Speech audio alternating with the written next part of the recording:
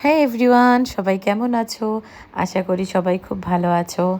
তো এত lately happy Sunday বলবো না, বিকজ সানডেটা তো পার হয়ে গেল, কিন্তু আমার সানডেটা সত্যি অনেক লেটে শুরু হলো। বিকজ সারাদিন ঘরের অনেক কাজ ছিল, সব শেষ করে ডিসাইড করলাম ইভিনিংয়ে যাব।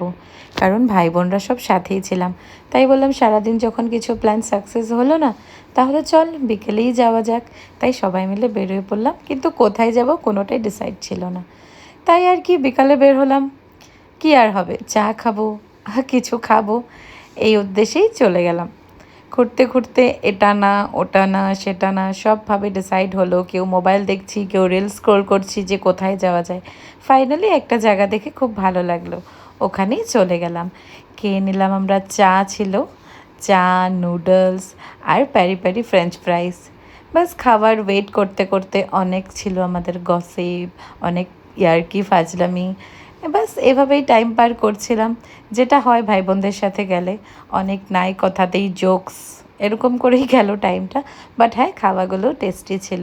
আর টাইমটাকে এভাবে এনজয় করলাম। তারপর চলে আসলাম বাড়িতে। এসে ম্যাচ চলছিল, ম্যাচ দেখে একদম মন খারাপ হয়ে গেছিলো, তাই টিভি অফ করে চলে গেলাম সবাই সবার কাজে। Bye bye.